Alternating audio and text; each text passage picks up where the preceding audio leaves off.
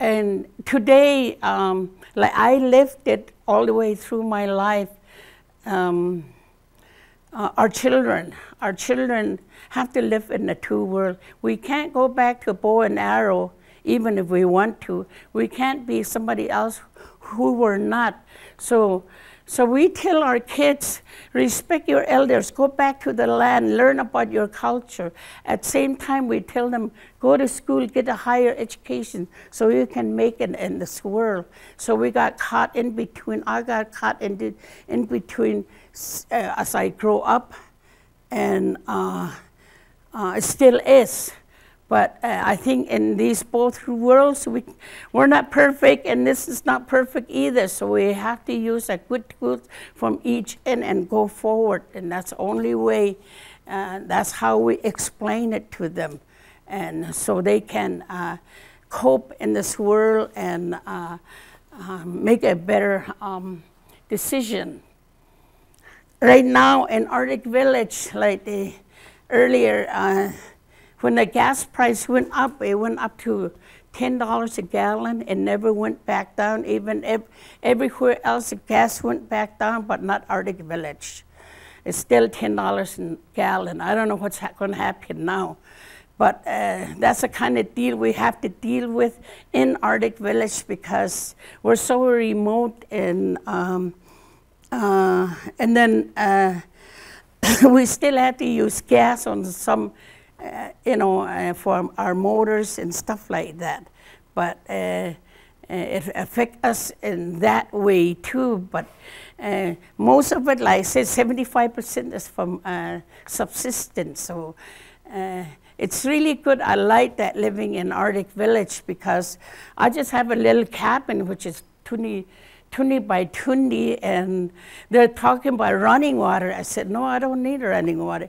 We got a little running water place, and one place is like a laundromat where they do laundry, shower, and flush toilet. And that's the whole community use it. School got running water, but that's the only place. But if we get a running water, I know how we're going to maintain it. Too much waste. And now we're gonna let the water run, and that's my problem. So I like to sing a song before my time is up. How much time do I say? To us, the wilderness, as a Native American, we had the hardest time finding which end word for wilderness, because to us it sounds more like it's there to be tamed. But we're trying to define it. Finally, we came up with a definition what wilderness means to us. Wilderness is the way the Creator made it. Leave it the way it is, because when we take care of the land a long time ago, even now we're trying to teach it back to our kids, because our kids got away from a lot of our ways to our language, and like I said, drug and alcohol, and we used to that. We don't leave anything behind. They even brush it with a willow or branches just to get the scent away.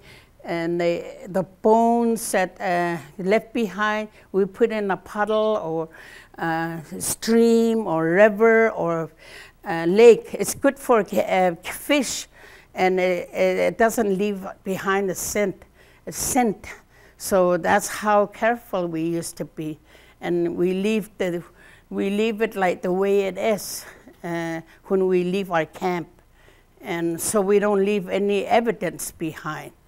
And we're trying to get the practice back in that way. And I know the environmentalists, they're very careful about going into the refuge. So we can combine how we can do it better. We sing, all our songs is sacred. It's a prayer to keep our nation healthy. This is, I'm going to sing a caribou skin hut dance. We say, "Vatsai, ningva, she, chatsa." That means caribou skin hut dance. We used to live in a caribou skin hut we used to carry the poles because we're long distant people. You know how huge that refuge is. Long distant people, and we follow where the caribou is, so we don't own very much, very basic ownership to basic stuff. That's all. Everything they carry on their back is that's all they own. And